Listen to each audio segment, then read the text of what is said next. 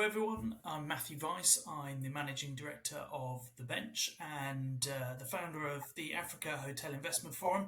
I'm here again today with another podcast to explore all the doors and windows, and open them up to the African investment world and all the sort of deals on the continent.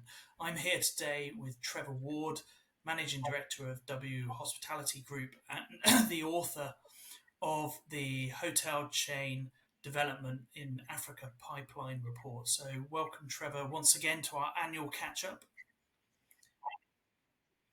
Thanks, Matt. Good to be here with you again. So, for those that don't know about the report, I'm sure many people do. Why don't you give a brief overview of what it is and what it looks to achieve? Yeah, um, many years ago, I was wondering what was actually going on in Africa, and decided to talk to a number of the hotel chains and get them to tell me, what are you signing? Where? Um, what's your development pipeline? And here we are. This is our 16th edition, and I've now got 47 chains that I speak to, and they provide me with their data. Otherwise, I'd be trawling through the internet and get it wrong.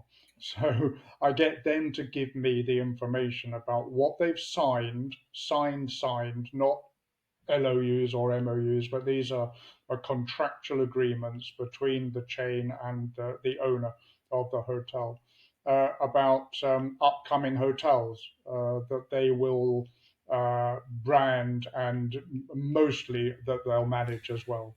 So, this is, as you mentioned, 16 years, and it's obviously run alongside the the conference for its duration. Um, Tell us a little bit about what you've sort of seen over that period with the African market, and sort of bring it up to date. What are you seeing today as general themes? Yeah, when we started, there were very few chains, hotel chains working in Africa or looking to be in Africa. Some of them had zero pipeline, including the leader today, which is Marriott.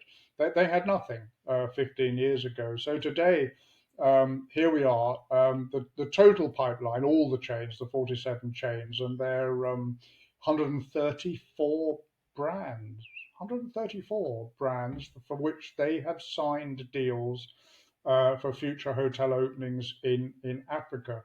And that's a total of this year 524 hotels and just over 92,000 rooms. Rooms we see as a bit more important than the actual number of deals Yeah. because it's the room that gets sold each night. And that's an amazing 9.2% up on last year.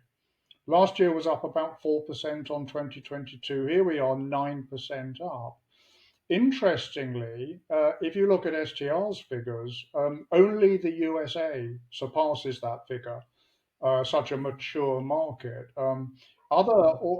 Europe, Asia pipelines are down, according to STR in 2023, 2024 compared to 2023. And here we are in Africa, where they have actually really been motoring the chains, signing deals, 9.2% up on And last year. where are most of Um, the, give us the geographies. Who are the winners in that respect?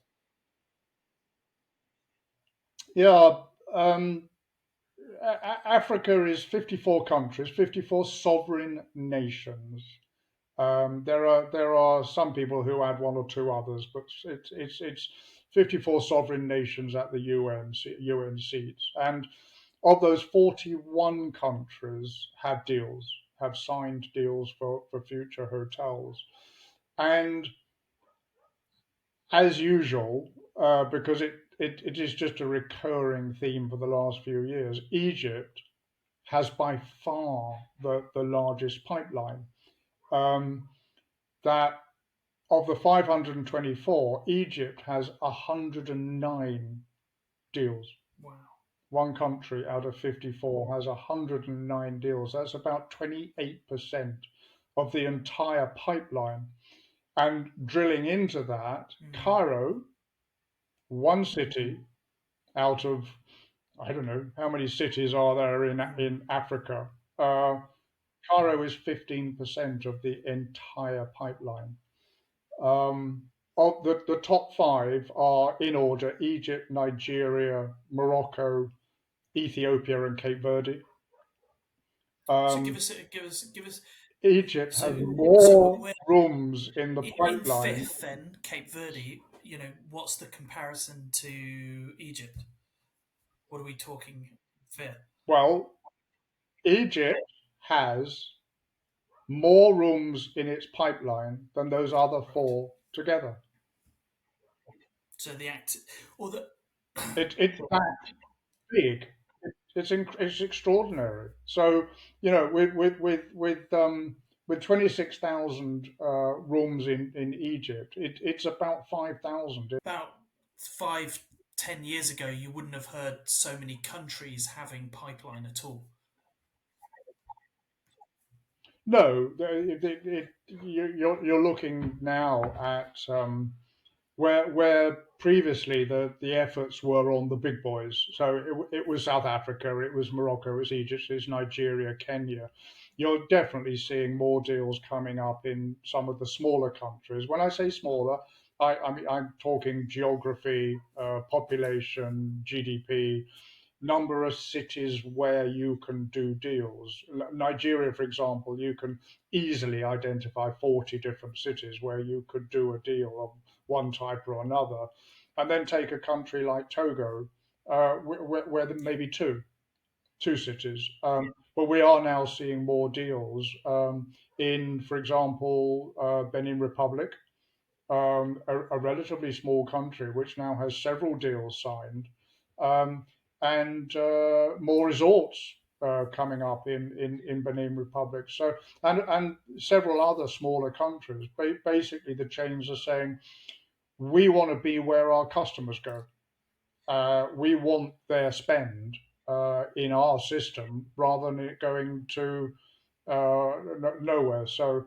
Um, they're obviously identifying where their customers are going, where their guests of other hotels are going, and And want to be this there.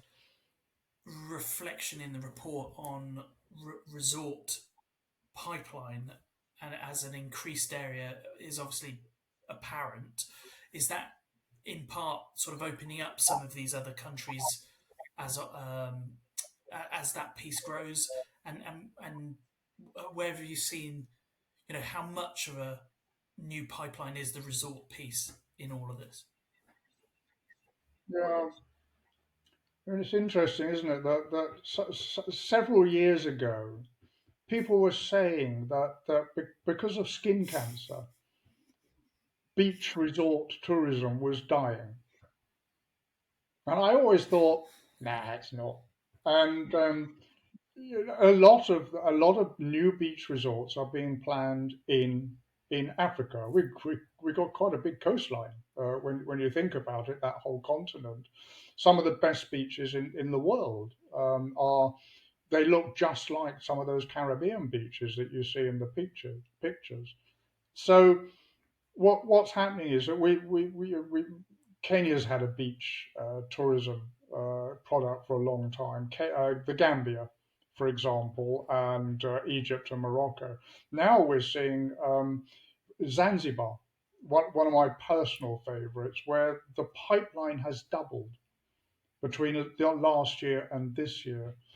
If you look at Mm. resorts in total in Africa, Africa as a whole, so this is North Africa and Sub-Saharan Africa, the pipeline of resorts as a share of the total pipeline has gone from 24% last year to 30% this year. So that about 150 resorts have been signed by the chains. I mentioned Zanzibar. Egypt, Sharm el Sheikh, continues to have some incredibly big boxes signed there. A new up and coming resort on the Red Sea is Ain al Sokna. where there's more and more attention. North Coast Egypt, basically Mediterranean resorts. Cape Verde, particularly Boa Vista Island. Cape Verde has some, not many deals, but big deals. So they seem to be 250, 500 room big beach boxes. I call them. No disrespect, but that's what they are developing up there. And interestingly, Spanish chains up in Cape Verde and other destinations, Barcelo, Media, and Rio. We have for the first time in the pipeline are signing deals for some big resorts around the continent. Biggest deal actually in the pipeline is, believe it or not, 1,800 rooms I was going in to a say Sharm el Egypt. Sheikh resort managed by Accor's Rixos So brand. coming on to the brands, then obviously this move towards resort, no doubt, has had some impact on some new entrants, perhaps, but certainly the types of brands that are coming in. Tell us a little bit about the operators, how they're working, the types of brands that are coming up, and who the winners, maybe some of the losers. I don't know. Just give us an overview of where we're at.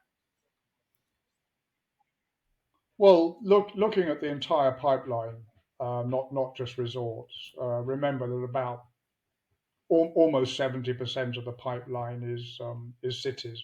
We also measure a few airport hotels, but there are not many in the pipeline. But in all deals, all hotels and resorts, the top five brands are Hilton, Marriott, Protea, Four Points by Sheraton, and DoubleTree by Hilton. Note that all five of them are owned by two chains. So Hilton have their Hilton core brand and the DoubleTree by Hilton, and then Marriott had the other three. So their core Marriott Hotels and Resorts brand, Protea Hotels, and Four Points by Sheraton. So They're the two of dominant. them between them have the top five brands. Certainly Hilton, Marriott Hotels, and DoubleTree, they're all going into resort areas um, as well as cities And and airports. you mentioned there, obviously, that the resort brands are starting to move in and such like. Has this affected the types of operators or the types of brands that are coming in? Who's the winners? Who's the losers in the market space? And maybe who's some new players? Well, every year we do try and get new chains to enter. Fun enough, some of them, but more of them are resorts than not. And this year, very pleased to have Catalonia Hotels and Resorts. That's another Spanish chain. They're developing a their own property in Zanzibar.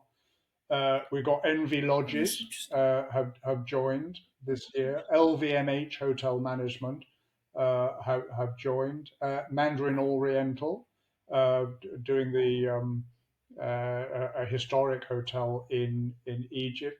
And Riu Hotels and Resorts with properties mostly in Cape Verde.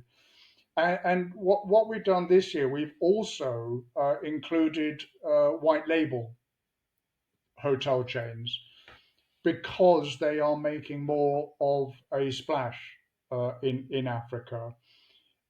Uh, they are the three we've got is Index from South Uh-huh. Africa, Valor from South Africa, and Aleph from Dubai. All white labeled hotel chains who are two of the three are Mm. operating hotels on behalf of the owners with a franchise from the hotel chain. And this is it's like a virtuous circle here that the hotel chains are more inclined to sign franchises because there's a white label chain coming in.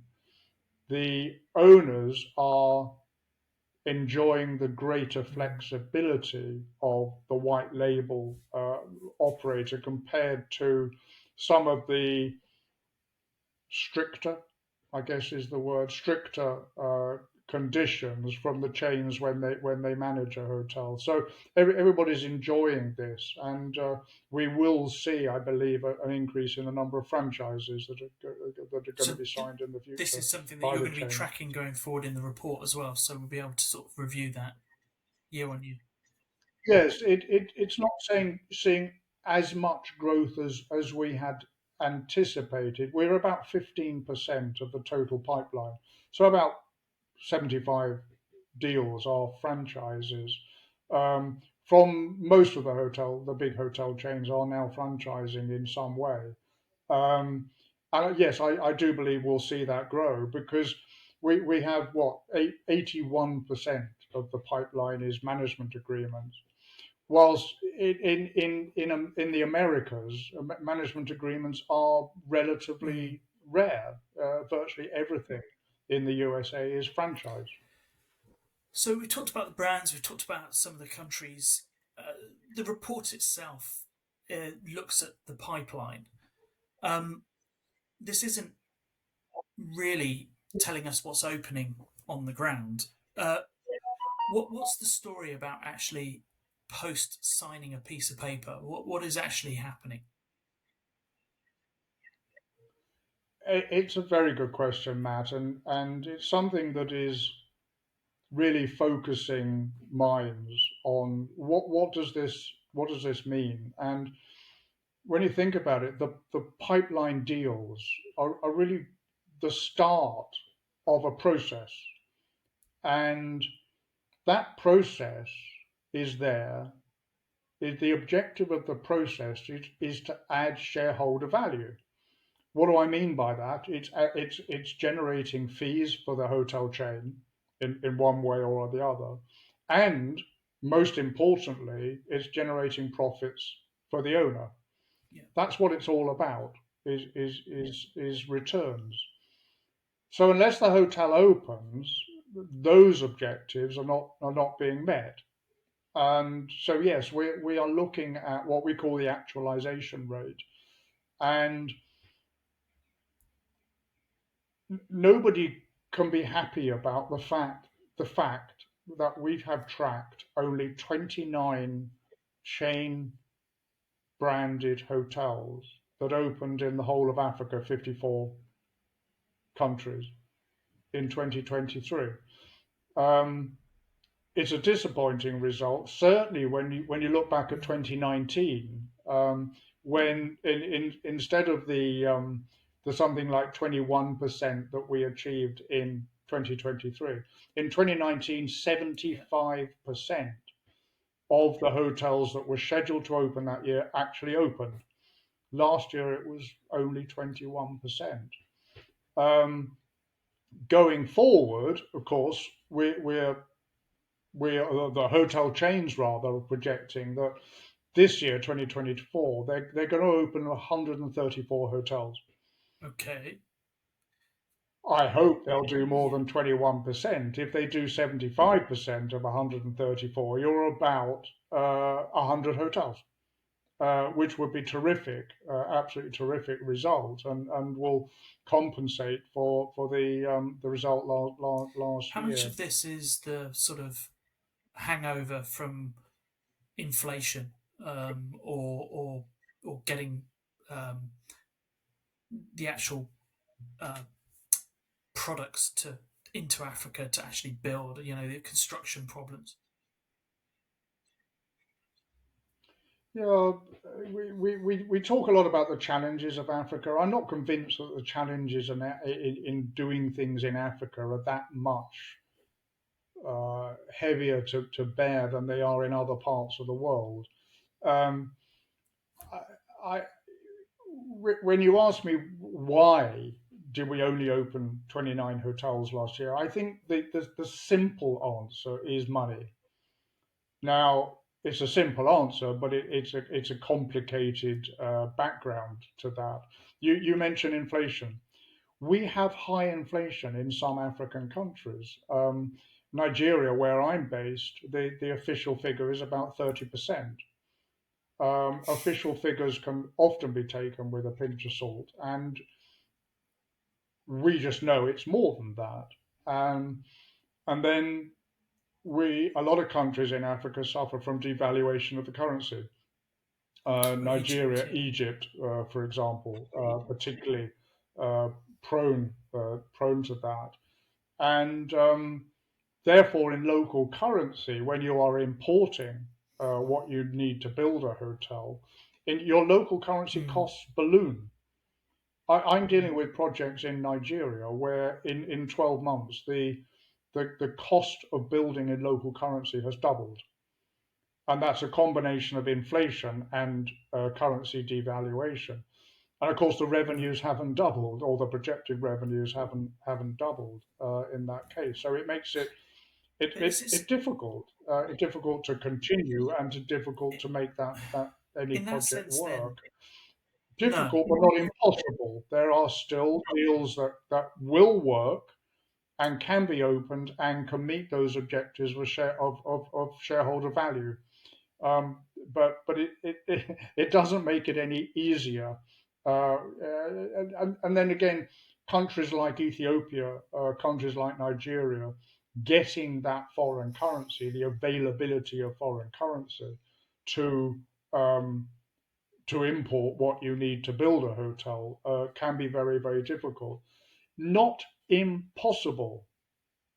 It can be done, but it does create yet another mountain to climb for some.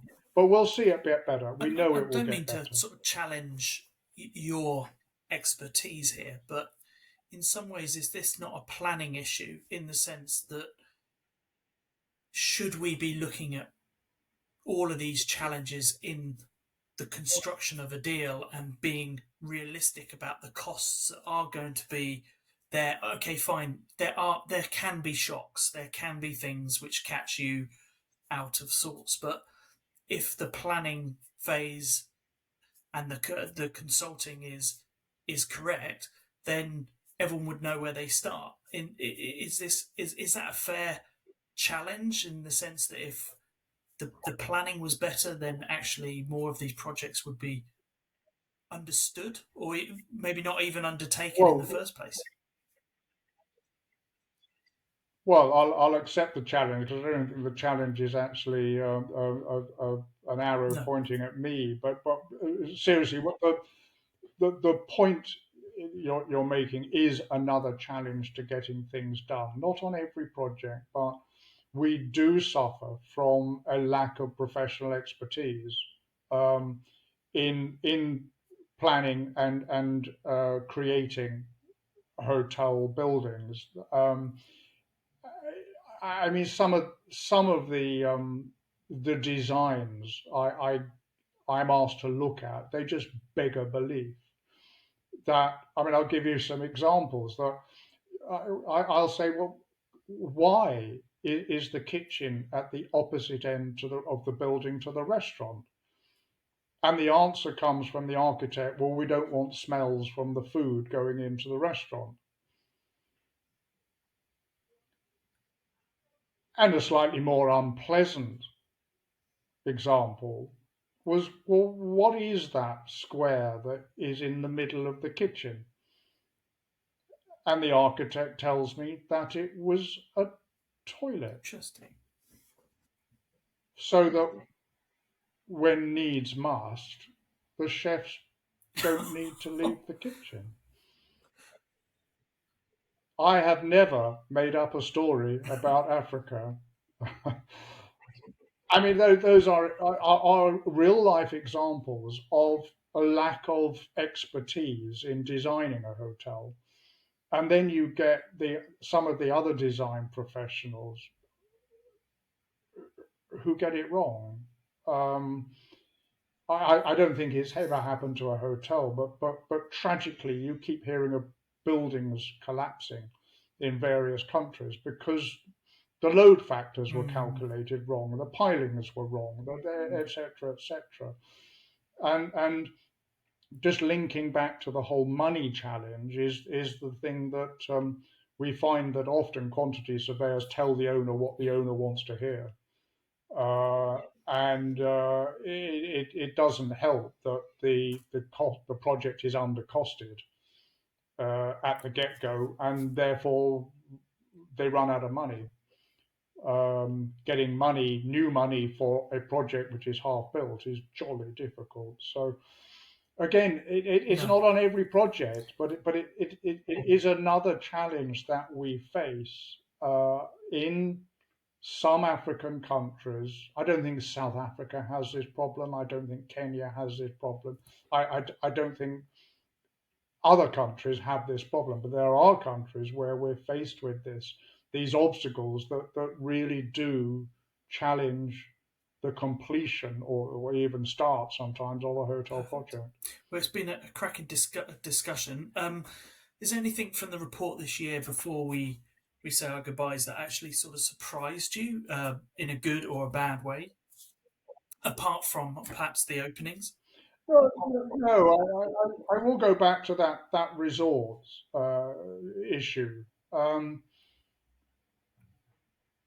Investors haven't really liked resorts traditionally. No. Not just in Africa, but elsewhere. It was not easy to get resort finance, and then the interest came partly because of the recovery from the COVID pandemic, where resorts seemed to bounce back unbelievably quickly compared to business hotels and city centres, some of which are still suffering. Here we are 3 to 4 years later. So resorts have become more interesting and therefore more financeable. And here we are in Africa where that is clearly happening. So it's a nice result from our analysis to see how many more resorts are coming up. One might say that some destinations are getting oversupplied. Well, I don't think so, because the supply of resort accommodation encourages the travel trade, including airlines, to up their supply as well. So the tour operators and travel agents are selling more product, and if their rooms are there, then the airlines will bring in more people. So it is what we call a supply led demand market. Yes.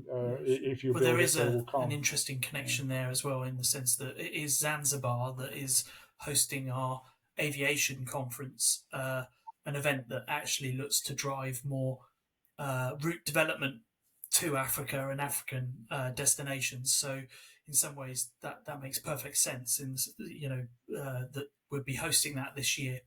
In It's a clear example, Matt, Zanzibar, where historically the airlift was domestic and regional, in other words, from Kenya, Dar es Salaam, and Italian charters Yeah. historically, and then slowly but surely the international carriers, Turkish, Ethiopian, Qatar, and others, started flying into Zanzibar, and it really is a symbiotic relationship there. You can't have a luxury hotel without airlift. Exactly. So Zanzibar is a great example of the trade following. In fact, well, they followed each other. They followed each other. The accommodation and the airlift. Perfect. And I make a bit of a correction there. It's actually 2025. We'll be hosting that in Zanzibar, not this year. It's in Namibia with our event here for the Africa Hotel Investment Forum, where you'll be as well, Trevor. So, thank you for giving us an overview of the report. The report will be linked to this for anybody who wants to have a copy. So please subscribe, and thanks again, Trevor, and look forward to seeing you in a few months. Thanks, Matt. See you in Windhoek. Thank you for tuning in. For more information, visit our website at www.ahif.com.